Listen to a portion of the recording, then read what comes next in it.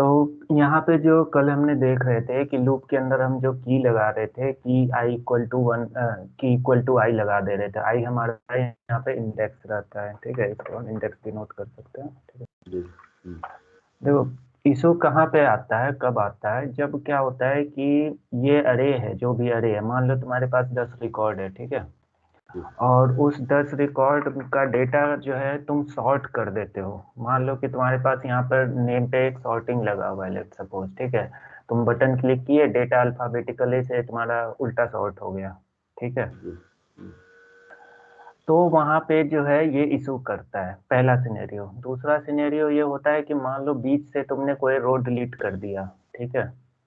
जी। बीच से कोई मान लो फोर्थ रो डिलीट कर दिया, तो इंटरनली क्या होता है कि उसका इंडेक्सिंग जो तुम अरे के हिसाब से दे रखे थे, तो 0 1 2 और फिर जो है बीच से एक गायब हो गया, ठीक है। तो जी। वो इंडेक्सिंग बिगड़ जाता है, ठीक है।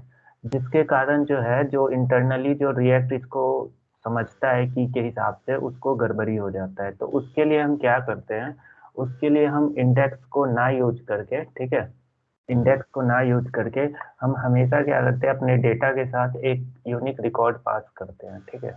मतलब कि जब भी हम रिकॉर्ड में डेटा एंट्री करेंगे, जैसे हम एंट्री करा रहे थे यहाँ पे बटन क्लिक पे, ठीक है, जी। तो हम एक यूनिक आईडी इसको देते हैं, ठीक है। और ये आईडी हमेशा यूनिक रहेगा, ठीक है। तो उससे क्या होता है कि मान लो यहाँ पे हम तुम रैंडम जनरेट करा सकते हो, या काउंटर अपना लगा के जो है, जैसे होता है ना कि आईडी अपने आप इंक्रीमेंट करता है, किसी जी। एम्प्लॉय का आईडी 1 है तो किसी का 2 है, किसी का 3 है, इस तरह से जो है इंक्रीमेंट कराते रहना है, ठीक है। और ठीक है। किसी यूनिक आईडी को जो है तुम्हें हमेशा यूज करना होगा, एक्स डॉट जैसे आईडी तुम यूज करोगे, ठीक है। इससे ये होगा कि कभी भी सॉर्टिंग या कभी भी बीच से रो डिलीट होता है, ठीक है, तो वो आगे जाके कभी भी दिक्कत नहीं करे, ठीक है। नॉर्मल केस में क्या आता है, अगर तुम डिस्प्ले करा रहे हो सिर्फ, ठीक है, तो सही है कि तुम डिस्प्ले करा रहे हो, तो फिर इंडेक्स जो है यूज कर दिए, सिंपल, ठीक है। बट वो जी। सिनेरियो जहाँ पे तुम्हारा रो डिलीट हो रहा है या फिर सॉर्टिंग हो रहा है, सॉर्टिंग होने के बाद फिर कभी कभी होता है कि सर्च होता है, तो सर्च होता है तो क्या होता है कि 10 रिकॉर्ड में से 2 रिकॉर्ड ही बचता है सर्च होने के बाद, जो फिल्टर होके आता है, तो ठीक है। तो जी। उस केस में जो ये सारे दिक्कत करते हैं, तो उस केस में हमेशा याद रखना कि उसमें हमेशा एक यूनिक आईडी डालते हैं, ठीक है। तो यही कॉन्सेप्ट को इसमें कहा गया है, जो इसमें है एंटी, कहा गया 19 नंबर, एंटी पैटर्न, ठीक है। एंटी पैटर्न कहने का मतलब कि जो नॉर्मल हम आईडी यूज कर रहे हैं उसको ना यूज करके जो हम है अपना एक क्रिएट करेंगे, ठीक है, ताकि कभी भी सॉर्टिंग हो या डिलीट हो या अपडेट हो या सर्च हो, तो उस सिनेरियो में हमारा कोई भी पीछे दिक्कत ना हो, ठीक है। ये कोई बड़ा टॉपिक नहीं है, बस ये इतना सा थ्योरेटिकल है, ठीक है। ठीक है। ठीक है। कभी कभी पूछता है कि इंटरव्यू में ये पूछ सकता है कि इन की यूज करते हैं तो इंडेक्स पास करना बेटर होता है कि जो है तुम्हारा यूनिक आईडी तुम अपना, तो ये इस तरह से पूछ सकता है, ठीक है। तो तुम उस केस में बता सकते हो कि जो है, अगर हम नॉर्मल इंडेक्स पास करते हैं जो एरे का होता है, तो उसके कारण हमारा सॉर्टिंग डिलीट अगर बीच से रो हो रहा है, सर्च हो रहा है, तो उसमें दिक्कत करता है। इसलिए जो है हमेशा जो सही पैटर्न है वो हमेशा यूनिक आईडी के साथ होना यूनिक चाहिए, आईडी। ठीक है। ठीक है। ठीक है, तो ये सर, इंटरव्यू में पूछता है। यहाँ पे जो यूनिक आईडी हमने ऊपर दी है हम्म आईडी नाम से। हम्म, हम्म। ये अभी हार्ड कोड दिए हम एक के लिए, बट इसे तुम इंक्रीमेंट कराओगे हर एक सेव पे, ठीक है। या अच्छा। तो ये करा सकते हो, या फिर तुम रैंडम जनरेट करा सकते हो। जावास्क्रिप्ट का मेथड होता है रैंडम जनरेट, कोई भी यूनिक आईडी जनरेट करेगा, ठीक है, वो होता है। तीसरा एक तुम्हारा प्लगइन आता है रिएक्ट का यूनिक आईडी जनरेट करने के लिए, ठीक है। अच्छा। बहुत सारे आते हैं, सिर्फ एक नहीं आता है। पे जाना ना NPM, ठीक है। एक आता है GUID करके भी आएगा, ठीक है, GUID रिएक्ट,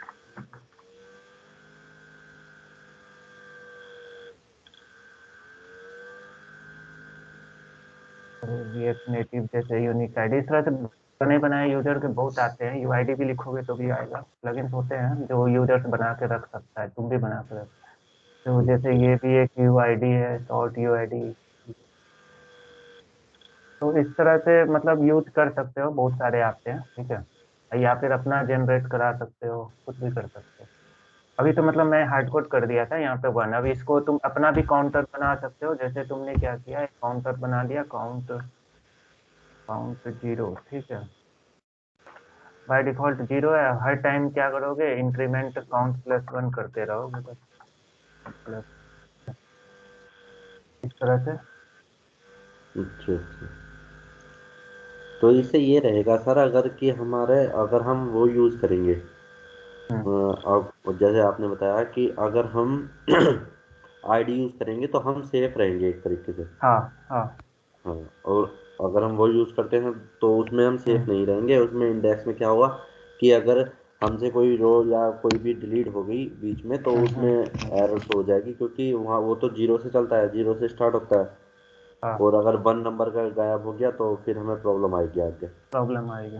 तो जी। देखो, जो डेवलपर होते हैं ना, जो अगर इंडेक्सिंग यूज करते हैं ना, उसे लेजी डेवलपर कहा जाता है।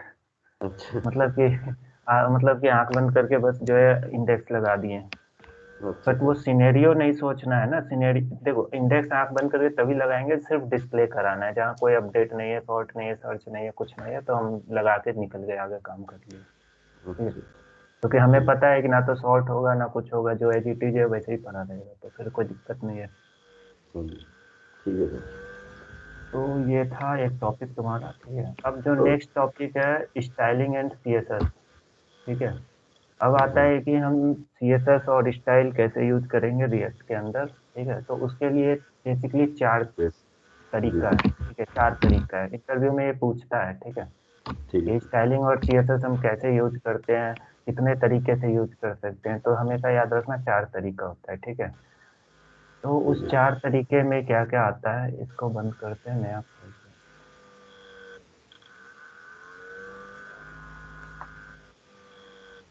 बेसिक खोलते हैं, बेसिक सेटअप, ठीक है। तो उस 4 तरीके में हमें ये देखना है कि हम एक सीएसएस को कैसे बाइंड कर सकते हैं, ठीक है। तो जो चार चार तरीका है, मैं यहाँ पर ऐसे कमेंट में लिख देता हूँ, ठीक है। देखो, जी। पहला तो है तुम्हारा इनलाइन सीएसएस, ठीक है, जी। इनलाइन सीएसएस, ठीक है। हम्म। दूसरा है ऑब्जेक्ट सीएसएस, ठीक ओके। है। जी। तीसरा है तुम्हारा स्टाइल सेट सीएसएस, ठीक है। जी। और चौथा है तुम्हारा मॉड्यूल सीएसएस, ठीक है। तो इस ठीक है। 4 तरीके से हम जो है कहीं भी सीएसएस यूज कर सकते हैं रिएक्ट के अंदर, ठीक है। ठीक है। अब जो एग्जांपल देते हैं, देखो, यहाँ पे जो बाय डिफॉल्ट तुम्हारा लगा हुआ है ये, ठीक है, स्टाइल सीएसएस जो लगा हुआ है, ठीक है, ये तुम्हारा इसके अंदर आएगा, स्टाइल सेट सीएसएस के अंदर, ठीक है। जी।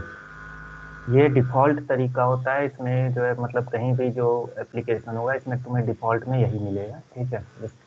डिफॉल्ट में जैसे तुमने सीएसएस लिख रखा है कि H1 और P टैग पे ये फॉन्ट फैमिली ऐड हो, ठीक है। यस। तो H1 और P पे ये फॉन्ट फैमिली लगा दिया, ये एक हम्म। स्टाइल सेट, ठीक है। अब हम एग्जांपल तुम्हें देंगे एक ही चीज पर, तुम्हें समझ अच्छे से आएगा। जैसे ये P टैग को हम लेके भी चल रहे हैं, ठीक है। तो अब सर मैं इसी, ये जो ऊपर लगा हुआ है style dot C S S, ये स्टाइल शीट से लगा हुआ है ना? हाँ, ये स्टाइल सीट है जो ठीक है। तुम्हारा style dot C S S, ठीक है। ठीक तो है। ये नॉर्मल तरीका है, मतलब डिफॉल्ट यही चलता है, हम्म। ठीक। हम्म। अब जो दूसरा मैं ये बता रहा हूँ कि मैं अभी तुम्हें जो एग्जांपल दूंगा वो ये करके दूंगा कि जैसे ये पी टैग है तुम्हारा, ठीक है। जी। इसी पी टैग पे चारों तरीके से सीएसएस एक ही टाइम में भी बाइंड हो सकता है। मतलब तुम चाहो तो चारों तरीके से, जी। इससे भी आ रहा हो सीएसएस, इससे भी आ रहा हो, इससे भी आ रहा हो, इससे, मतलब चारों से सीएसएस आ रहा हो वन टाइम, और डिस्प्ले में काम कर रहा हो, ठीक है। तो एक एक करके स्टार्ट करते हैं, ठीक है। जी। अब आता है सबसे पहले इनलाइन सीएसएस, ठीक है। इनलाइन सीएसएस कहने का मतलब कि लाइन के अंदर ही सीएसएस लिखते हैं, ठीक है। तो लाइन हमारा क्या है, ये लाइन है पी टैग, ठीक है, हम इसी के अंदर सीएसएस लिखेंगे। तो स्टाइल, यहाँ पे स्टाइल लिखना, ठीक है, इक्वल टू, जी। ठीक है। और ये बाइंडिंग हुआ, ठीक है। ये जी। इस तरह से सब जगह हम देखा होगा, इसी तरह से हम बाइंड करते हैं, कोई भी चीज बाइंड करते हैं। तो जैसे यहाँ भी देख रहे हो, तो कर्ली ब्रेसेस के अंदर बाइंड जी। करते हैं। हम्म। अब इसके अंदर जो सिंटेक्स है सीएसएस का, उसके लिए तुम्हें एक फिर से एक कर्ली ब्रेसेस लेना होगा, ये सीएसएस के लिए सर, ठीक है। ठीक और है। यहाँ पे तुम्हें लिखना होगा, लेट सपोज मैं इसे कलर देना चाहता हूँ, ULOR, कलर, और यहाँ पर हमेशा जो है स्ट्रिंग फॉर्मेट में इस तरह से लेना है, वरना अगर जैसे कि यहाँ पे अगर तुम नहीं लेते हो स्ट्रिंग तो वो एज ए वेरिएबल ढूंढेगा, ठीक है, तो वो बोलेगा अच्छा। कि रेड डिफाइंड नहीं है, ठीक है। तो तो अगर उसको भी अगर तुम इस तरह से करना चाहते हो, कभी होता है कि डायनेमिकली हमें देना है, तो जैसे हमने ले लिया एक variable constant QL colour equal to, हम बाहर भी डिफाइन कर सकते हैं, ठीक है, जी। और इस पर कलर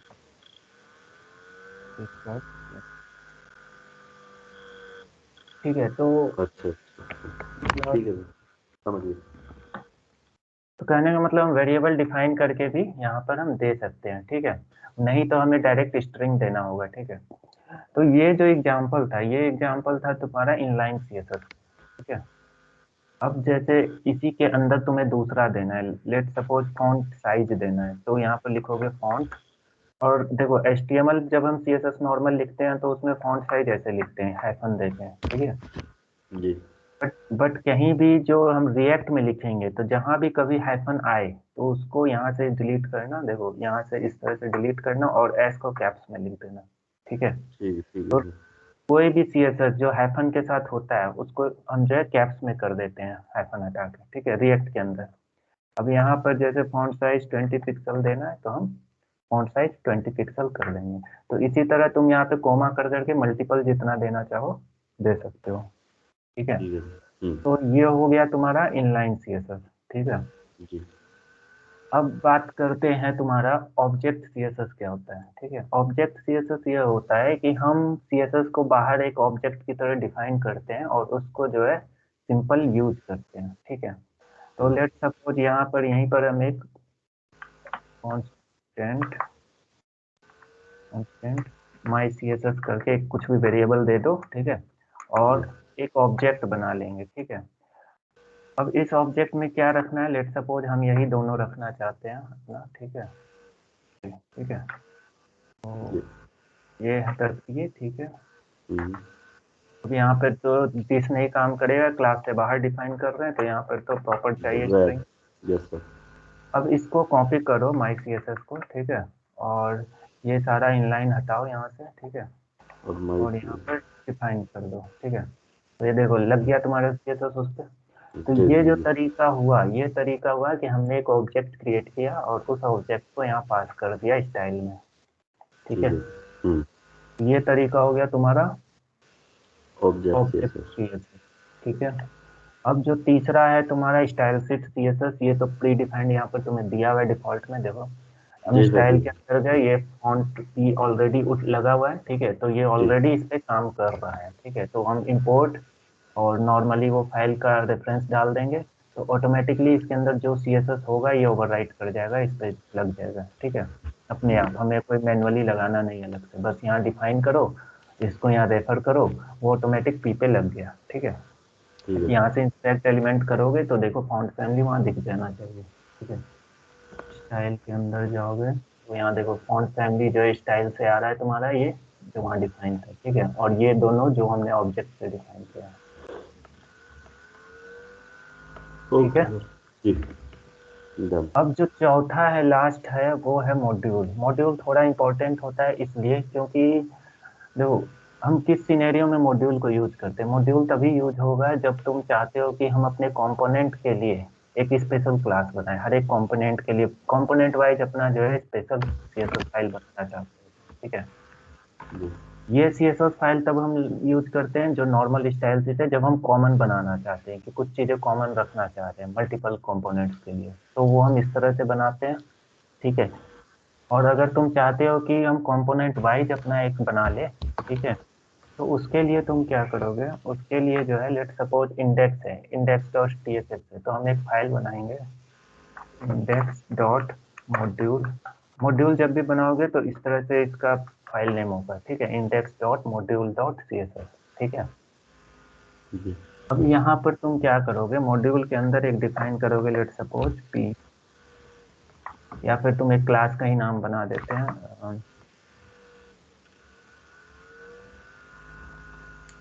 पैराग्राफ, ये आर कर देते हैं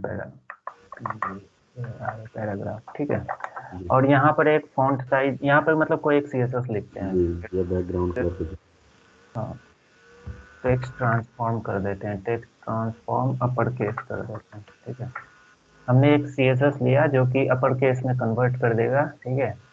और इसमें यहाँ पर हम सेव कर दिए, मॉड्यूल बंद कर दिए, ठीक है।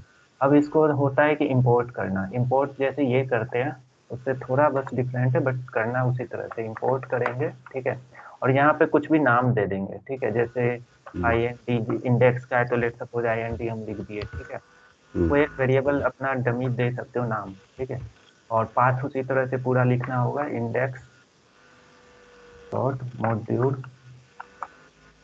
Dot dot CSS, CSS। ठीक है। तो यहाँ पर तुमने इंपोर्ट कर लिया, ये वार्निंग इसलिए दे रहा है क्योंकि अभी हमने यूज नहीं किया होगा। हाँ देखो, in is declared but is value is never read, ठीक है। अब बात करते हैं इसको यूज कैसे करेंगे। तो हम यहाँ पे आएंगे, ठीक है, और यहाँ CSS हटाएंगे अभी, ठीक है। और यहाँ पर लिखेंगे INT। INT कहने का मतलब ये पूरा का पूरा पेज रेफर कर रहा है, ठीक है, इस समय। अब हमें कुछ भी चीज इसमें से निकालना है तो INT डॉट, जैसे हमें ये चाहिए पैरा, तो यहाँ पर ये हम डॉट ये आरे भी कर सकते हैं, अच्छा, ठीक है। ठीक है। तो अगर जैसे कि अभी क्लास हम लगा रहे हैं तो क्लास अगर नहीं रखना है तो सिंपल तुम इस तरह से भी कर सकते हो, डॉट पी, अगर सिर्फ पैरा टैग पे लगाना है जैसे, ठीक है। अभी क्लास डॉटलेस से नहीं लेगा ये, ठीक है। तो अब देखो ये ले लिया, पी लगाया, और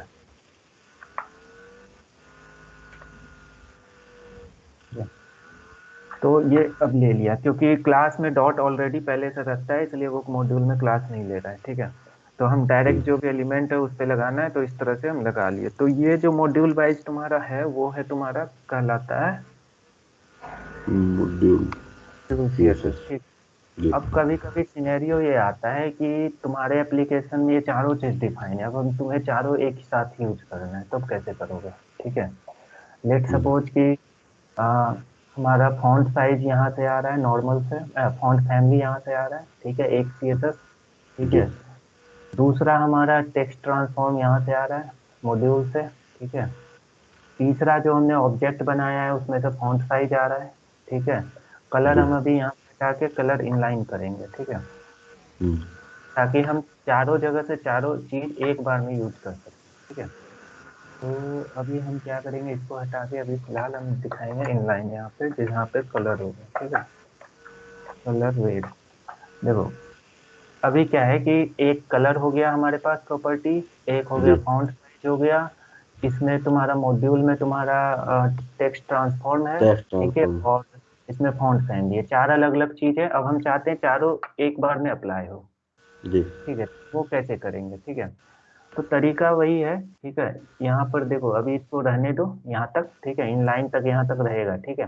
जी अब यहाँ पे तुम कोमा करके, ठीक है, यहाँ पे कोमा करके ट्रिपल डॉट लगाओगे, ठीक है, ट्रिपल डॉट, और यहाँ पे जो माई CSS है, माई CSS लगा दिया, ठीक है। तो अब तुम्हारा कलर आ गया, और जो माई CSS के अंदर जो फॉन्ट साइज था वो देखो दोनों लग गया, जी। ठीक है, दो लग गया। अब आते हैं तीसरा लगाना, तीसरा मान लो कि तीसरा एक तो by default font size, font family तो बाय डिफॉल्ट लग रहा है तुम्हारा, ठीक है, जी। उसको तुम्हें करने का जरूरत। अब जो आता अब है मोड। INT मॉड्यूल से, INT डॉट पी, जी।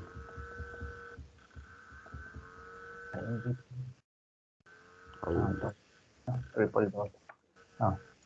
तो अब देखो, अब जो है यहाँ से तीनों चीज जो है एक बार में लग गया, और जो बाय डिफॉल्ट जो तुम्हारा लग रहा था वो भी लग गया। तो अब यहाँ पे तुम्हारा चारों चीज एक बार में लग रहा है, ठीक है। तो यहाँ पे इंस्पेक्ट कर लो, देख लो सब कुछ लग रहा है कि नहीं। तो कलर इनलाइन था, फॉन्ट साइज तुम्हारा ऑब्जेक्ट से था, ट्रांसफॉर्म जो है तुम्हारा मॉड्यूल से आ रहा था, और ये बाय डिफॉल्ट तुम्हारा नॉर्मल स्टाइल से नॉर्मल। ठीक है। जी। तो स्टाइलिंग में बस इतना ही है, ठीक है। ये चार तरीका है, और चारे तरीका को एक बार में यूज करने का, ठीक है, ठीक है।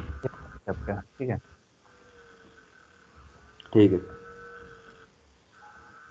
तो इस लिंक को मैं भेज देता हूँ तुम्हें, ठीक है। ठीक। लेकिन प्रैक्टिस आराम से तो उसमें देखते हैं। ठीक, चलो ये एक सिनेरियो खत्म हुआ, तुम्हारा एक टॉपिक खत्म हो गया। ठीक है, जी सर। अब आते हैं नेक्स्ट टॉपिक जो है बेसिक्स ऑफ फॉर्म हैंडलिंग। ठीक है, जी सर। ठीक है, तो आज इसी टॉपिक तक कवर करेंगे। ठीक है, बाकी कल से स्टार्ट करेंगे कंपोनेंट, क्लास कंपोनेंट का पूरा लाइफ साइकिल। कल पूरा दिन लग जाएगा इसमें। ठीक है, ठीक है सर। तो आज यहाँ तक करते फॉर्म हैंडलिंग तक, और वो एक प्रैक्टिकल के साथ। ठीक है, ठीक है। तो फॉर्म हैंडलिंग में क्या होता है, कल बताया था मैंने कि हम तो कल एक नॉर्मल टेक्स्ट बॉक्स और वो सब कुछ ले लिए थे। ठीक है, तो जाते हैं वापस उसी एग्जांपल पे। ठीक है, जो हमने कल बताया था एक।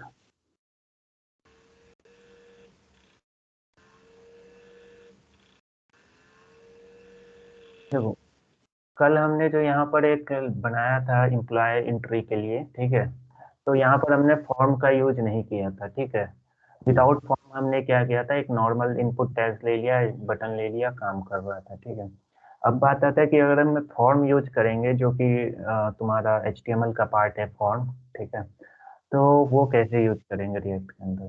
ठीक है, तो जी उसके लिए अभी हम एग्जांपल में हम यहाँ पर इसी में हम सारा चीज को फॉर्म के अंदर डाल देते हैं। ठीक है, ये सारा बटन तक फॉर्म के अंदर डाल देते हैं। फॉर्म बेसिकली क्या होता है ना कि फॉर्म, जैसे फॉर्म भरते हैं तो क्या जी। बोलते हैं कि फॉर्म भर रहे हैं, तो फॉर्म बेसिकली वह इनपुट टैग जो भी होता है ना, उसको लेने के लिए एक फॉर्म होता है। ठीक है, फॉर्म का एक अपना सबमिट होता है इवेंट, फॉर्म सबमिट हो गया, कभी भी बोलते जी। हैं फॉर्म सबमिट हो गया। सबमिट कर। तो जैसे अब देखो, अब हम यहाँ ऑन क्लिक है ना, यहाँ पे ऑन क्लिक नहीं यूज करेंगे। ठीक है, सबमिट। यहाँ पर अब जो है सिंपल जो है सबमिट बटन जाएगा। ठीक है, जी। On submit. ठीक है, बट अभी हम यहाँ पे वो भी कुछ नहीं करेंगे। ठीक है, हम यहाँ पर लिखेंगे on form submit, on submit. ठीक है, यहाँ पर हम लिखेंगे ऑन सबमिट और डॉट सेव जो था। ठीक है, ये नॉर्मल लिखने का तरीका हुआ। अब है कि इस बटन को जो है, ये तो नॉर्मल बटन है लेकिन ये काम करेगा नहीं अभी। ठीक है, ठीक है, वो काम करेगा नहीं। तो उस काम को कराने के लिए या तो इसको हम टाइप बनाना पड़ता है, टाइप इक्वल टू सबमिट करना पड़ता है, जी। HTML का एक पार्ट है। हाँ ठीक है, जी जी। सबमिट। ठीक है, अब है कि टाइप इक्वल टू सबमिट कर दिए, क्योंकि होता क्या है ना कि इस मान लो इस पेज में दो बटन है, तो इसको कैसे समझ आएगा कि कौन सा बटन पे जो है फॉर्म सबमिट होना है। ठीक है, तो जिस बटन का टाइप तुम फॉर्म सबमिट रखोगे, तो उसी पर ये सबमिट इवेंट जो है फॉर्म का वो आएगा। ठीक है, अब बात आती है कि देखो, यहाँ पर अगर हम कुछ इंटर करेंगे, यहाँ पे कुछ इंटर किए, यहाँ पर कुछ इंटर किए, लेकिन सेव करेंगे। ठीक है, सेव करने के बाद देखो फिर से गायब हो गया वो पेज, पेज रिफ्रेश हुआ और सब गायब हो गया। दोबारा करके देखो, देखो पहले इंटर हुआ, फिर जो है गायब हो गया। तो फॉर्म हमेशा कहने का मतलब ये होता है कि फॉर्म को जब भी सबमिट करोगे तो वो हमेशा पेज रिलोड कर देता है। ठीक है, बट जी। रिएक्ट में तुम इस तरह से नहीं यूज कर सकते हो कि पेज को बार बार रिलोड करा दिए, क्योंकि रिलोड कराने का इसमें रिएक्ट में तरीका नहीं है। मतलब कि ये कॉन्सेप्ट ही है रिएक्ट का कि पेज रिलोड ना हो। ठीक है, अब जब इसमें हम पेज रिलोड करा दिए तो फिर रिएक्ट में यूज करने का कोई मतलब ही नहीं है। ठीक है, जी। तो इसके लिए हम क्या करते हैं, ये जो सेव है, सेव के अंदर जो है हम क्या करेंगे, एक पैरामीटर लेंगे जो कि फॉर्म का एलिमेंट होगा। ठीक है, और इसको हम पास कर लेंगे यहाँ से। ठीक है, ठीक है, कहने का मतलब कि इस फॉर्म का पूरा ऑब्जेक्ट इसके अंदर आ जाएगा। ठीक है, और उसको हम ऐसे पैरामीटर ले लिए। अब इसके अंदर हम क्या करेंगे, यहाँ रिसीव कर लेंगे कोई भी वेरिएबल का नाम देके। ठीक है, और यहाँ पर लिखेंगे ई डॉट प्रिवेंट डिफॉल्ट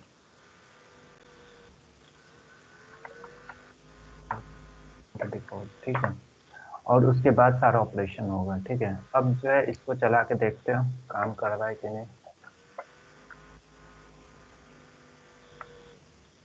देखो, अब आराम से तुम्हारा चल गया, लेकिन यही चीज अगर तुम हटा देते हो, ठीक है, और फिर चलाते हो, ठीक है, तो ये पेज रिलोड कर रहा है। कहने का मतलब ये हुआ कि अगर जब भी फॉर्म यूज करना है, ठीक है, जी तो इस तरह से उसको रिलोड को रोकते हैं। ठीक है, ये मेथड होता है प्रिवेंट डिफॉल्ट। कहने का मतलब कि ये रिलोड रोक देगा। ठीक है, अगर सर अगर हम सिंपल सेव वाला लगा रहे थे तो जब सेव कर रहे थे तब रिलोड नहीं होता, जैसे ही हमने ऑन सबमिट लगाया तो हाँ ऑन सबमिट लगाते जब जैसे ही सबमिट होता है पेज रिलोड होता है। और हाँ पेज रिलोड को बचाने के लिए हम ई डॉट प्रिवेंट डिफॉल्ट लगाते हैं, हाँ जिससे ये रिलोड नहीं हो। ठीक है। हाँ हाँ। क्योंकि क्या होता है ना कि देखो, HTML जो डिजाइनर होता है वो तुम्हें फॉर्म के अंदर ही डिजाइन करके देगा, कोई भी डिजाइनिंग जब करता है तो। ठीक है, जी तो अब या तो तुम अपना विदाउट फॉर्म का भी बना सकते हो। ठीक है, जी। अगर फॉर्म लगा हुआ है तो तुम्हें लगाना ही पड़ेगा, क्योंकि डिजाइन अगर उस तरह से हो रखा है तो। ठीक है, हम्म तो उस केस में अगर हमें पेज रिलोड बचाना है तो ये जो है इवेंट प्रिवेंट डिफॉल्ट करते हैं। ठीक है, ठीक ये है। बेसिकली क्या करता है कि तुम्हारा रिलोड को बचाता है। ठीक है, रिलोड होने से बचाता है। ठीक है, ठीक तो ये था तुम्हारा, ये इतना ही है फॉर्म हैंडलिंग में, बेसिक्स ऑफ है। फॉर्म अच्छा हैंडलिंग। अच्छा। ठीक है, क्योंकि बाकी जो चीज था इनपुट के अंदर जो है, ये सब तो तुमने अलग से पढ़ ही लिया। ठीक जी है, जी जी। तो फॉर्म पूरा जो एक तरह से इनपुट लेके और सबमिट होने तक का पूरा यही चीज है। ठीक है, ठीक है ठीक। ओ। तो इतना है। ठीक है, अब जो है देखते हैं तुम्हें आज प्रैक्टिकली में क्या बताते हैं। ठीक है, ठीक है।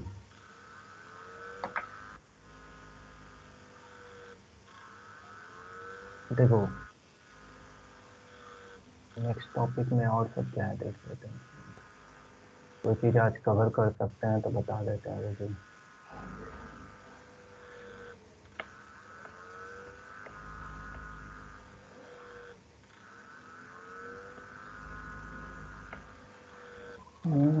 मेमोरी है तुम्हारा MEMO। ठीक है, और क्या दिखाते हैं,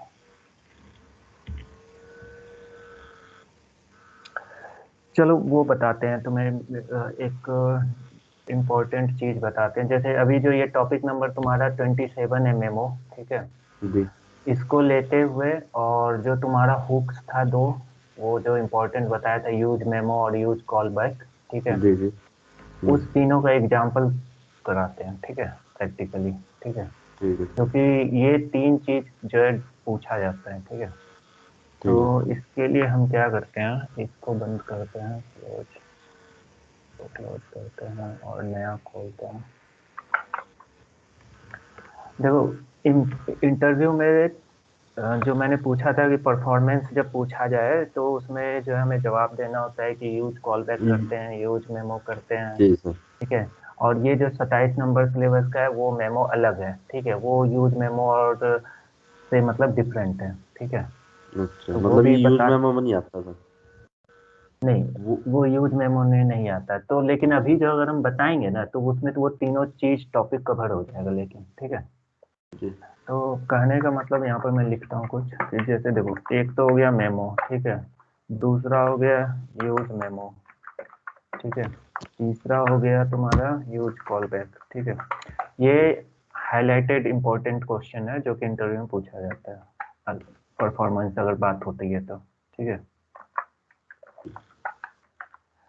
देखो अब जो मेन डिफरेंस है इन यूज मेमो और मेमो में, मेन तो कंफ्यूजन इसी में है क्योंकि नेम इस तरह से है। ठीक है, जी तो कहने का मतलब ये है कि देखो, ये दो जो नीचे वाला है ये तुम्हारा है फंक्शनल कंपोनेंट का हुक्स है। जी। देखो ये फंक्शनल कंपोनेंट का हुक्स है ये दोनों। ठीक है, बट ये जो है मेमो जो है तुम्हारा हुक नहीं है। ठीक है, जी ये बेसिकली क्या है, ये functional component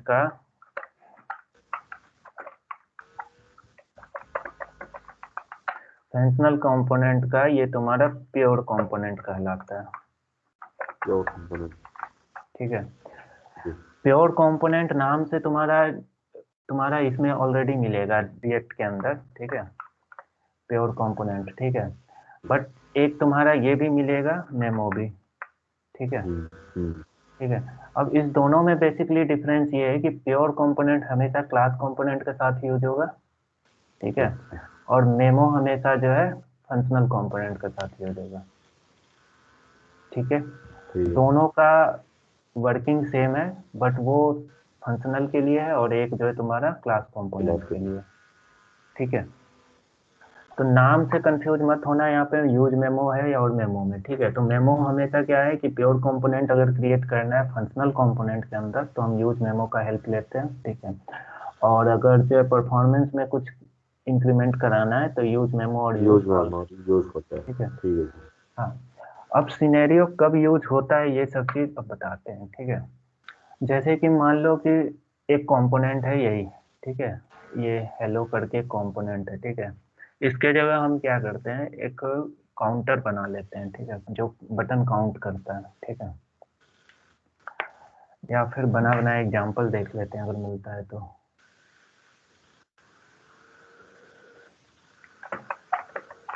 use call back use memo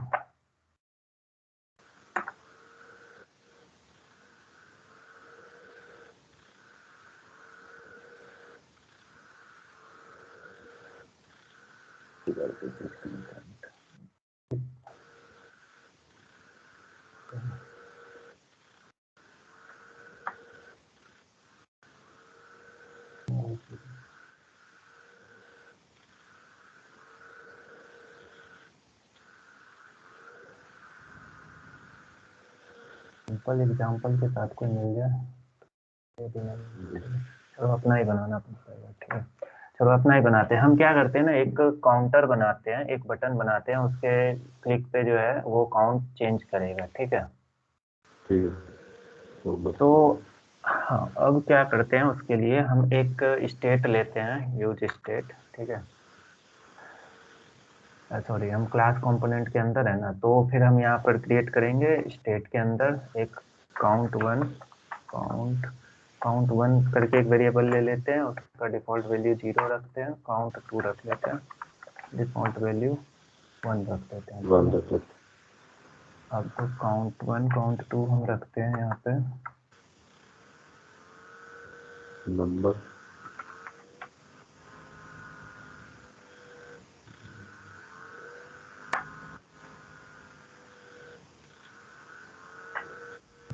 अब देखो, अब हम क्या करेंगे, एक जो है तुम्हारा बनाएंगे बटन, ठीक है, जो कि काउंट जो है करके देगा। तो वो हम करते हैं क्लास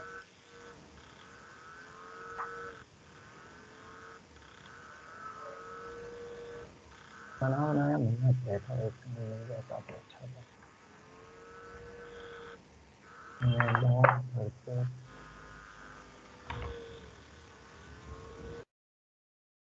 कहीं पे एग्जाम्पल दिया हो तुम्हारे पूरा का पूरा टेम्पलेट पे है कहीं पे लिंक।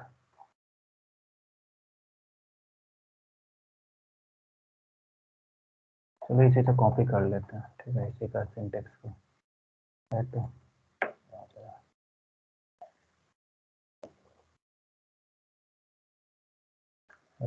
इसका भी बंद कराएगा। चलो यहीं से कॉपी करते हैं, ठीक है, वरना इतना पूरा सिंटेक्स लिखने में टाइम लग जाएगा, ठीक है। अब देखो, सबसे पहले ये क्या बता रहा है, व्हाट इज रिएक्ट मेमो, ठीक है। मेमो कैसे यूज करते हैं, सिर्फ मेमो, जो नॉर्मल हमने मेमो था। तो देखो, मेमो हमेशा क्या है, if you are familiar with React pure component then React memo is quite straight forward and exactly similar to React pure component, ठीक है। ये दोनों एक ही चीज होता है, बट होता किस लिए है, इसलिए यूज करते हैं मेमो को, सिर्फ मेमो को। वो क्या करता है, पूरा का पूरा जो है कंपोनेंट को ही मेमोरी में रख लेता है, समझना बात को। देखो, यूज मेमो था एक और यूज कॉल बैक था। तो यूज मेमो क्या करता था, यूज मेमो हुक जो था वो सिर्फ एक वैल्यू को स्टोर करता था, और वही कॉल बैक क्या करता था, एक फंक्शन को स्टोर करता था। बट यहाँ पर सिर्फ मेमो जो है वो क्या करता है, पूरा का पूरा एक कंपोनेंट को अपने अंदर स्टोर करता है, ठीक है। अब देखो, इसने एग्जाम्पल लिया है ये चीज, ठीक है, ये ऐप, यही चीज हम भी लेते हैं, ठीक है। ऐप को हटा देते हैं, ये पूरा का पूरा फंक्शनल हटा देते हैं, ठीक है। इसने क्या लिया है, जी इसने ये लिया है कि इसने जो है तुम्हारा एक स्टेट लिया है, ये फंक्शन कंपोनेंट के अंदर एग्जांपल दे रहा है, ठीक है। ये एक फंक्शन जी कंपोनेंट ऐप है, ठीक है। उसने क्या किया, काउंट वन काउंट टू दो स्टेट लिया, जिसका जो सेट करने का मेथड है set count one set count two, use state hook use करके स्टेट क्रिएट कर दिया, ठीक है। अब जी इसने क्या किया, इंक्रीमेंट काउंटर वन करके एक मेथड बनाया, ठीक है। और उस मेथड के अंदर क्या हम कर रहे हैं, सेट काउंट वन पुराना काउंट से एक जोड़ के रिटर्न करा दे, ठीक है। कहने का मतलब बटन क्लिक पे तुम्हारा वो वैल्यू इंक्रीमेंट करेगा, ठीक है। ये इतना किया। अब नीचे रिटर्न में उसने क्या किया, एक बटन बनाया, ठीक है, इंक्रीमेंट इंक्रीज काउंटर करके, ठीक है, बटन दे दिया, बटन की क्लिक पे ये मेथड कॉल करा दिया जो कि सेट कर देगा पुराना काउंट प्लस वन करके, ठीक है। डिफॉल्ट में जो वैल्यू है दोनों का 0 है, ठीक है। अब उसने क्या किया, एक जो है जी काउंटर बनाया जो कि डिस्प्ले करेगा सिर्फ, ठीक है। तो ये काउंटर का कोड ले लेते हैं, ठीक है, ठीक है। हाँ देखो, इसने एक काउंटर बनाया नॉर्मल, एक अलग कंपोनेंट बनाया फंक्शन कंपोनेंट, दूसरा फंक्शन कंपोनेंट मतलब चाइल्ड कंपोनेंट हो गया ये, ठीक है। ये नॉर्मल सिंपल फंक्शन लिया, दो पैरामीटर ये इनपुट ले रहा है, ठीक है। और कंसोल लॉग ये अपना जो भी चेक करा रहा है, ठीक है। ये चिल्ड्रेन है और ये वैल्यू है, ठीक है। कहने का मतलब ये है कि यहाँ पर ये प्रिंट करा रहा है, ठीक है। तो वो प्रिंट कैसे हो रहा है, देखो, जब ये काउंटर को पहली बार कॉल किया, वैल्यू जो है पहला काउंट वाले का पास किया, ठीक है, एज ए जी प्रॉप्स। यहाँ पर ये वैल्यू प्रॉप्स मिल गया, ठीक है। और ये जो चिल्ड्रेन है, ये चिल्ड्रेन कहने का मतलब देखो दो पैरामीटर पास हो रहा है, एक वैल्यू है, वैल्यू तो हम यहाँ से दे रहे हैं, दूसरा चिल्ड्रेन है, चिल्ड्रेन यहाँ से नहीं पास हो रहा है। चिल्ड्रेन ये है बेसिकली, जो हम इस दोनों के स्टार्ट और इंट के बीच का जो चीज हम भेज रहे हैं ना यहाँ से, जो जी काउंटर वन लिखा हुआ, वो हम्म बेसिकली चिल्ड्रन कहलाता है, मतलब इसका जो चाइल्ड हो गया, ठीक है। हम्म अगर यहाँ पर काउंटर के जगह तुम यहाँ से एलिमेंट भी भेज सकते हो, जैसे पी टैग भेजना है लेट सपोज, तो ये भी तुम भेज सकते हो, वो भी इसका एज ए चाइल्ड ही आ जाएगा, ठीक है। तो देखो यहाँ पर ये पी टैग बन के आ गया, ठीक है।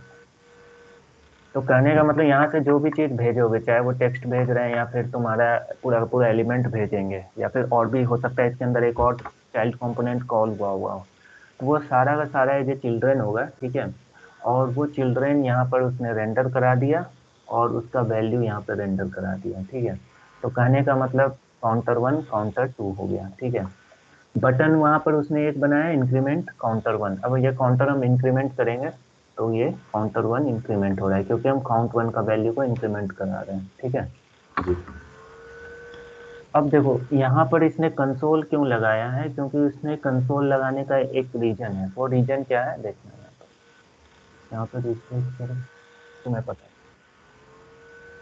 देखो बाय डिफॉल्ट जो तुम्हारा जो पेरेंट जो ये ऐप है, ठीक है, ये जब इनिशियलाइज हुआ, ठीक है, बाय डिफॉल्ट, तो वो क्या किया, सबसे पहले रेंडर किया ये सब चीज, ठीक है। तो रेंडर ये जैसे हुआ, तो ये कॉल हुआ, और कॉल होने के बाय डिफॉल्ट ये रेंडर ये प्रिंट कर दिया, ठीक है। सेकेंड जी वाला भी बाय डिफॉल्ट कॉल हुआ इनिशियलाइज टाइम, तो काउंटर टू भी दोबारा ये रीड हुआ, और इस बार चिल्ड्रन तुम्हारा काउंटर टू था, ठीक है।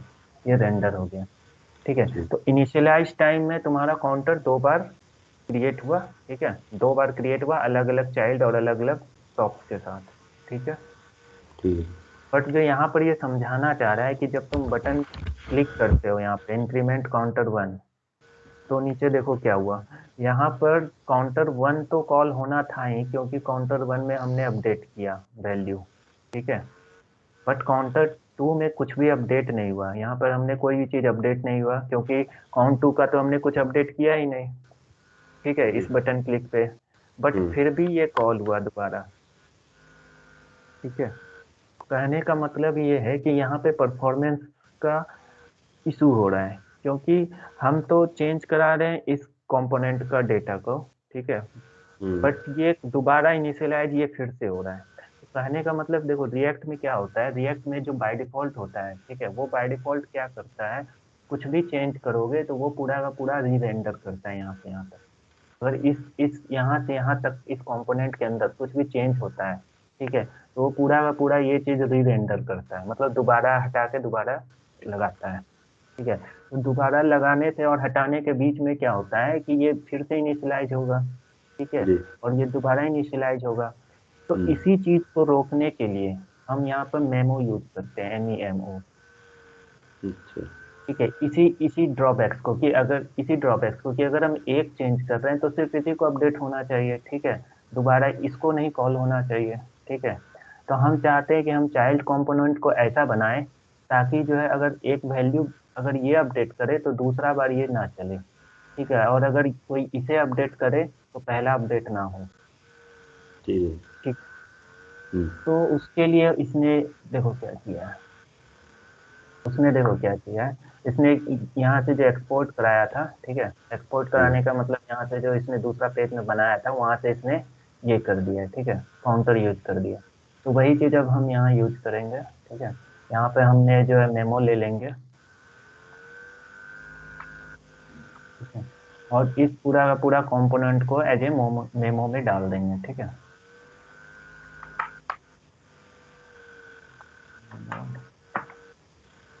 ठीक है, हम क्या किए, ये काउंटर बनाए और इसको मेमोरी में डाल दिए, ठीक है। जी। ये मेमो क्या करेगा, मेमो ये करेगा कि देखो है तो ये कॉमन कंपोनेंट, ठीक है, बट वैल्यू दोनों टाइम अलग अलग आएगा, ठीक है।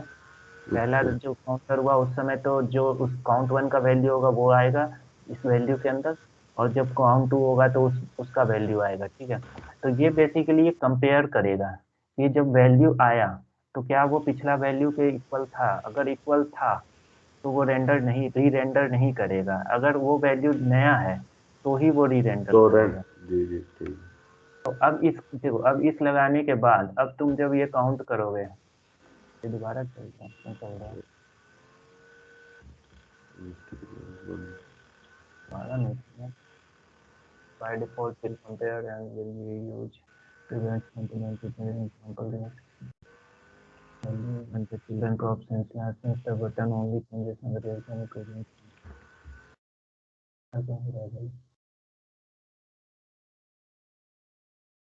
एक सेकंड, मेरे ख्याल से इसको पेज दूसरा में रखना पड़ेगा, क्योंकि ये एक्सपोर्ट जो है तुम्हारा, या तो तुम इसको ऐसे कर दो फिर मेमो यहाँ पे जाए, तो मुझे लग रहा है ठीक है।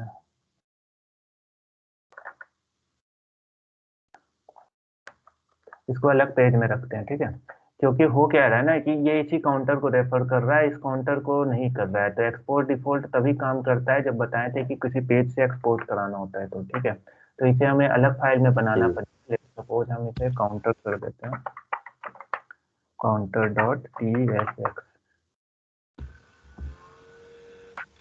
ठीक है। अब हम यहाँ पर क्या करते हैं, इसको इंपोर्ट ले लेते हैं मेमो वाला।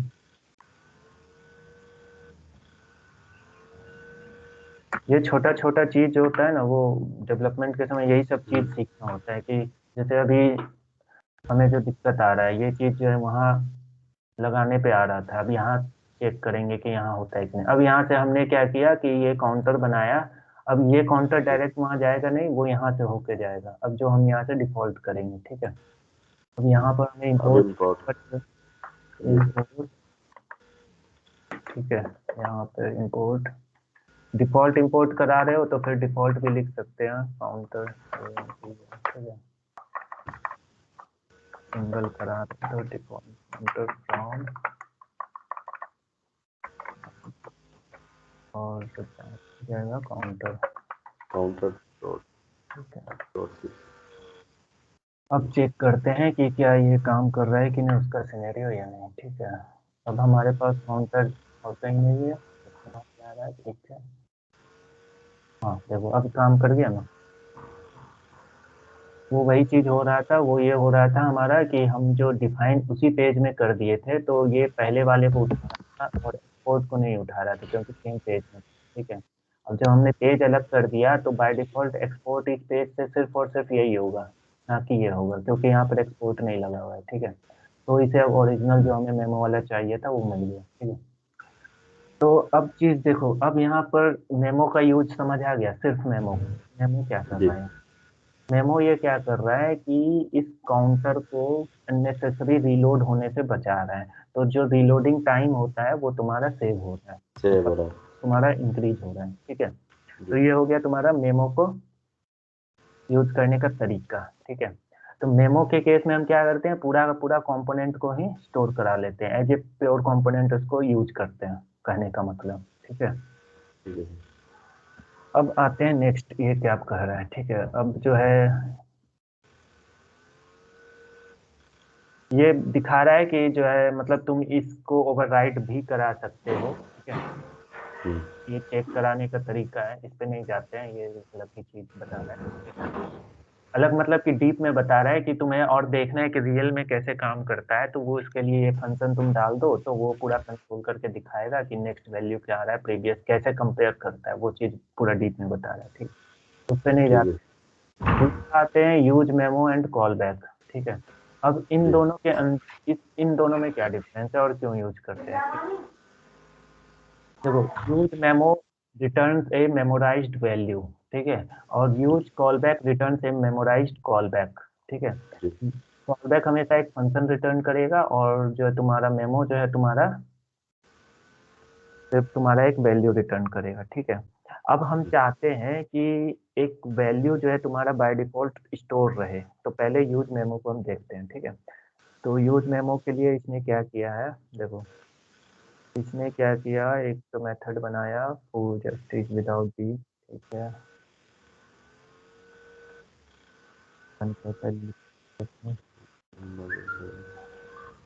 चलो कोई ना, यूज मेमो का हम डिफाइन करते हैं, यूज मेमो के लिए इसने क्या क्या कर रखा है। ठीक है, यूज मेमो के लिए आते हैं। ठीक है,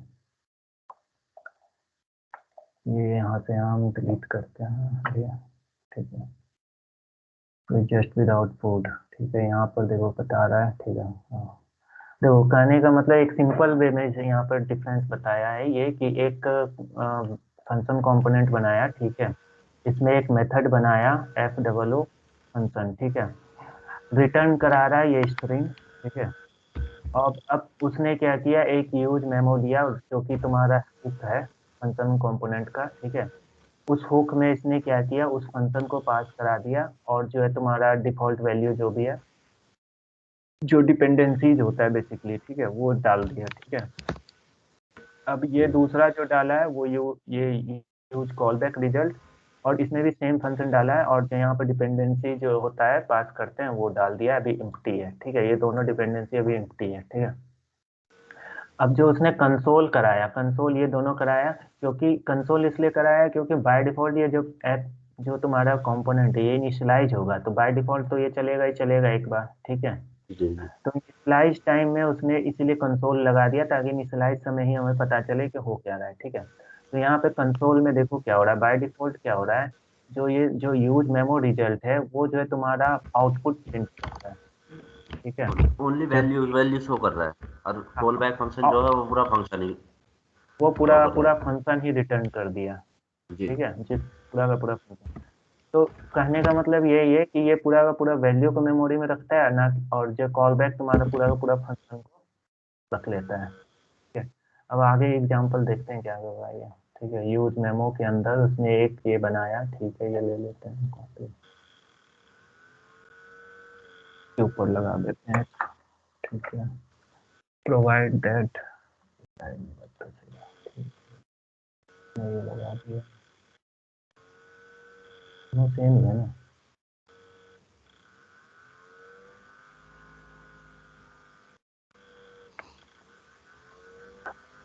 मैं कुछ अपडेट किया है।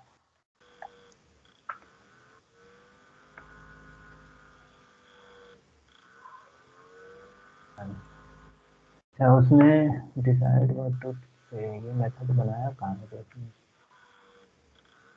लगे नहीं। चलो एग्जाम्पल उसने नहीं दिखाया। ठीक है, कहने का मतलब यहाँ पे देखते हैं क्या करना चाह रहा है, provided that the girlfriend word is string, क्या रिप्लाई डिसाइड मी टू से,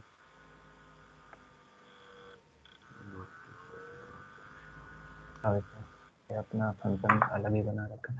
चलो हटाओ, इसे हटाओ, इसे बस इतना समझ में रखो कि यूज मेमो जो भी है ये तुम्हारा जो है मेमोरी में रहेगा, ठीक है। जैसे भी कभी चेंज होगा तो वो ऑटोमेटिक वो कॉल हो जाएगा, ठीक है। यूज मेमो में इतना होता है, ठीक है। यूज कॉल बैक पे आते हैं, देखते हैं क्या कर सकते हैं। यूज मेमो में देखो यहाँ पर मुझे इसका एग्जांपल नहीं समझ आया, दूसरा एग्जांपल अगर मिलता है तो मैं उसका देखता हूँ। मैं कुछ अच्छा बता रखा हो तो ढंग का कॉल बैक यूज मेमो, ठीक है। इसने क्या किया, एक्सपेंसिव फंक्शन, ठीक है। यूज मेमो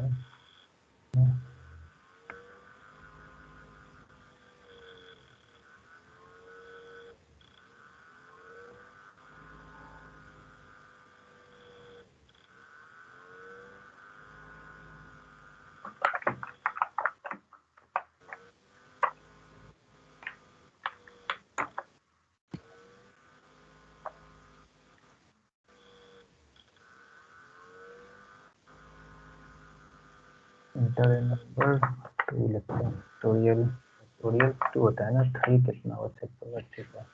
चलो देखते हैं, इसका एग्जांपल छोटा ढंग का है, ठीक है। जी देखो इसमें बेसिकली ये क्या कर रहा है कि एक नंबर ले रहा है और उसका फैक्टोरियल रिटर्न कर रहा है, ठीक है। इसके लिए इसने एक मेथड लिख रखा होगा गेट फैक्टोरियल, ठीक है। तो मेमो के लिए उसने क्या किया कि इस मेथड को ही जो है तुम्हारा गेट फैक्टोरियल जो है उसको जो है मेमो के अंदर यूज कर लिया। तो कैलकुलेट फैक्टोरियल करके इसने एक वेरिएबल बनाया, ठीक है, जो कि मेमो वेरिएबल है।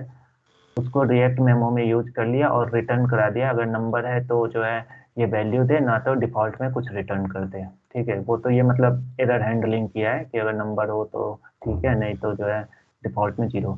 बट जो जी मेन चीज कॉल हो रहा है वो ये, ठीक है। तो उसने क्या किया, इस पूरा का पूरा फैक्टोरियल को मेमोरी में यूज कर लिया, ठीक है। कंपोनेंट सिंपल तुम्हारा क्लास कंपोनेंट है, जिसमें कि तुम्हारा एक स्टेट है, स्टेट के अंदर एक नंबर लिया हुआ है, ठीक है। ये नंबर हम इनपुट ले रहे होंगे यूजर से। देखो ये नंबर स्टेट है और ये स्टेट यहाँ पर यूज हो रहा है, देखो जी इनपुट वैल्यू ऑन चेंज पे तुम्हारा सेट नंबर कॉल हो रहा है, ठीक है, ये वाला। और ई डॉट टारगेट वैल्यू से हम उसे चेंज करा दें, ठीक है।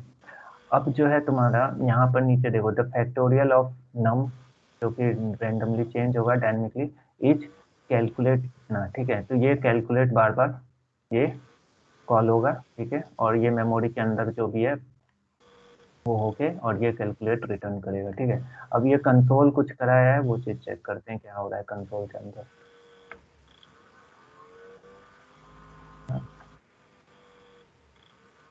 कंसोल में क्या क्या आ रहा है हमारे पास, ठीक है, क्लियर कराते हैं। अब कंसोल में इसमें जेएस में देखो क्या है, दिख नहीं रहा होगा ना तुम्हें, छोटा छोटा दिख रहा होगा। जी देखो अब यहाँ पे क्या है कि इसने कुछ कंसोल कराया है गेट फैक्टोरियल के अंदर, कंसोल एक्स, ठीक है, एक्स इज, जी और ये डायनेमिक है, ठीक है, is get factorial, in get factorial, ठीक है। अब अगर हम यहाँ पे कुछ वैल्यू चेंज करते हैं, 5 करते हैं, ठीक है, तो ये यहाँ पर जो भी है x is 5 in get factorial, x is 4 in get factorial, x is in. तो कहने का मतलब है कि यूज मेमो जो हुक होता है वो तभी बेसिकली हम यूज करते हैं जहाँ पर जो है तुम्हारा कॉम्प्लेक्स कुछ कैलकुलेशन हो, ठीक है, उसके लिए बेसिकली यूज करते हैं, ठीक है। तो फैक्टोरियल हमेशा जो निकलता है वो मल्टीपल बाय कॉल होता है। अगर 5 n नंबर तक निकालते हैं तो वो n से -1 होते होते मल्टीप्लाई होता है। तो मतलब कि अगर 5 लिखे तो वो 5 से 6 बार चलेगा, ठीक है। तो वो एक कॉम्प्लेक्स कहलाने का मतलब है, क्योंकि देखो इसके अंदर ही अंदर जो है तुम्हारा गेट फैक्टोरियल दोबारा कॉल हो रहा है, ठीक है। देखो ये एक बार नॉर्मल के लिए चलता है x इंटू, और जो x-1 के लिए फैक्टोरियल होता है, ठीक है। तो ये एक कॉम्प्लेक्स फंक्शन कह सकते हो, ठीक है, जो कि जो है तुम्हारा जो फैक्टोरियल रिटर्न कर रहा है, और वो तुम्हारा ये बता रहा है कंसोल लिख के कि ये देखो इतने बार चल रहा है, ठीक है। तो यूज मेमो में करने का मतलब यही है कि ये कॉम्प्लेक्स चीज जो है पूरा का पूरा तुम स्टोर करा सकते हो, ठीक है। नहीं तो क्या होगा, नहीं तो क्या होगा बताते हैं, अभी तुमको ये मेमोरी से हटा के तुम्हें बताते हैं क्या होगा।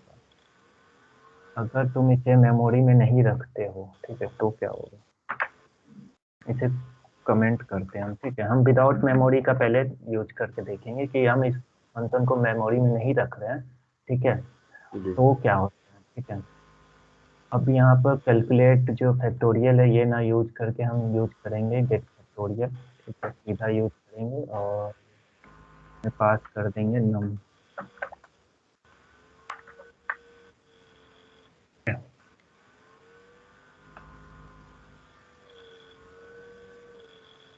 और कहीं यूज हो रहा है क्या, नहीं सेव होता है।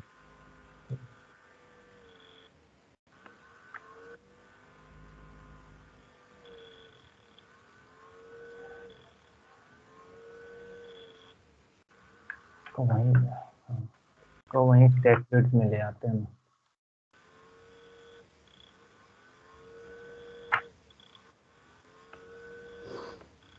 तो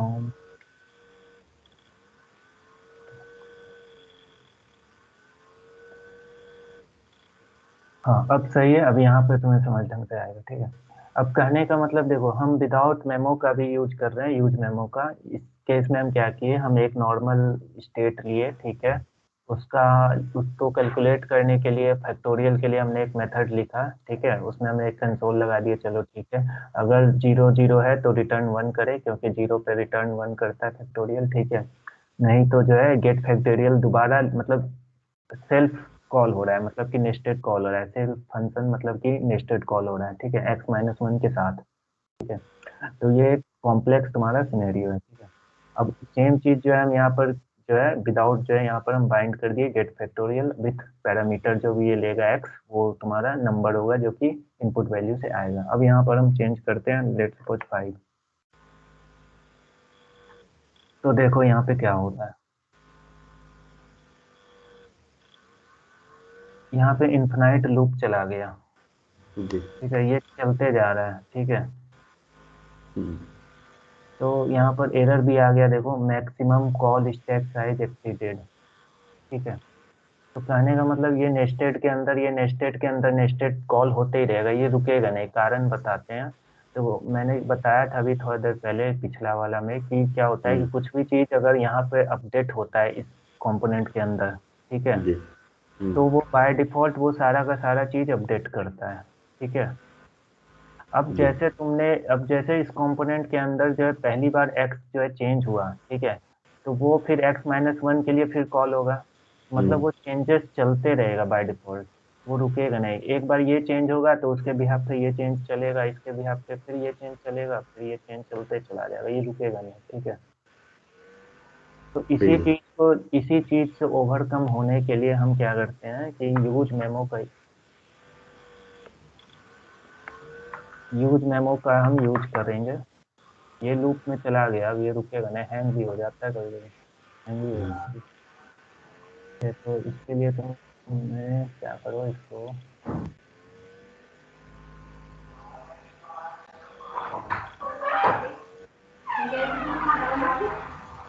खान तो खा था हम्म, ये लूप में इन्फिनाइट लूप में चला गया, इसको refresh करते हैं। और तुम्हारा इसको फिर से जो है कॉपी कर लेते हैं। वो हैंग हो गया, वो पूरा का पूरा, इतना इन्फिनाइट लूप चलेगा तो हैंग हो गया, ठीक है। तो इसको बंद करते हैं, नया स्टेप लिस्ट खोलते हैं, ठीक है। तो कहने का मतलब यही, मेमोरी का मतलब ही यही हुआ कि उसको जो ये इन्फिनाइट लूप से तुम्हें बचना है, मेमोरी वेस्टेज जो हो रहा है ये पूरा का पूरा देगा, मेमोरी पूरा ब्रेक कर गया। जी तो सब चीज को ओवरकम करने के लिए, मतलब जहां भी इस तरह का लूप, इन लूप के अंदर लूप जो कॉल हो रहा है फंक्शन, उस तरह का कुछ भी कॉल हो, ठीक है। हम्म, स्क्रीन आ रहा है मेरा? जी जी सर आ रहा है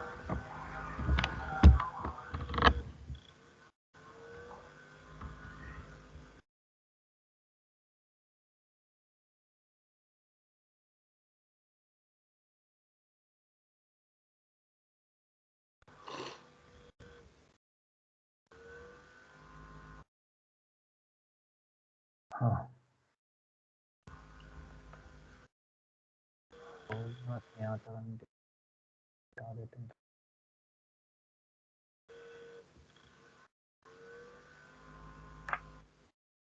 ठीक है, तो ये चीज हटा देते हैं, नहीं तो फिर रीरन हो जाएगा। ठीक है, हाँ, तो अब क्या बात हुआ कि अब हम जो है यूज मेमो को यूज करेंगे ताकि जो है हमारा इस तरह का इशू ना हो। ठीक है, तो उसके लिए हमने क्या किया, एक नॉर्मल एक वेरिएबल ले लिया, ठीक है, और उसमें रिएक्ट मेमो लगाया। ठीक है, और ये अंदर एक तुम्हारा कॉलबैक फंक्शन है। ठीक है, ये बेसिकली क्या कर रहा है, रिटर्न कर रहा है। ठीक है, ये पूरा का पूरा कैलकुलेट करके ये बस चेक कर रहा है कि नंबर अगर हो तो ही ये कॉल हो, वरना अगर नंबर नहीं कुछ भी आ रहा हो, अनडिफाइंड या नल हो, तो ये जीरो बाय डिफॉल्ट रिटर्न कर दे। ठीक है, बस इतना सा लॉजिक लिख दिया है। और यहाँ पर जो इसने मेमो के साथ जो इसने लगाया है, यहाँ पे नम लगाया है। ये नम कहने का मतलब इसलिए लगाया है क्योंकि ये डिपेंडेंसी है। ये जो इस तरह से हम लिखते हैं ये सारे डिपेंडेंसी होते हैं, यहाँ पे मल्टीपल भी लिख सकते हो। कहने का मतलब कि मान लो कि एक स्टेट और होता, कुछ भी यहाँ पे मान लो कुछ भी यहाँ पर होता, ठीक है, नम टू करके होता, नम टू होता, तो कहने का मतलब कि ये नम तभी चलेगा, मतलब ये लॉजिक तभी चलेगा जब सिर्फ और सिर्फ नम में चेंज होगा, तो ना कि नम टू में। अगर नम नम टू टू में चेंज होगा तो ये नहीं चलेगा।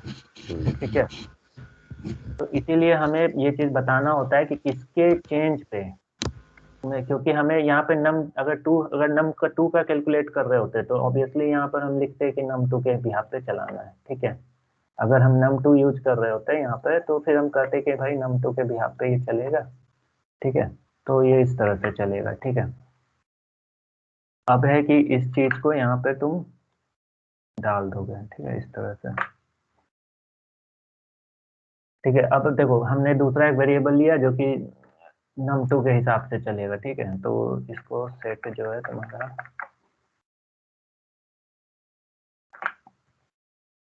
ठीक है, सेम वही चीज अगर मान लो कि तुम num1 num2 दोनों पे करना चाहते हो तो फिर यहाँ पर तुम num1 डाल दो, कोमा करके num2 डाल दो, क्योंकि ये एरे लेता है। ठीक है, ये एरे ऑफ डिपेंडेंसीज कहलाता है। ठीक है, समझ आ गया।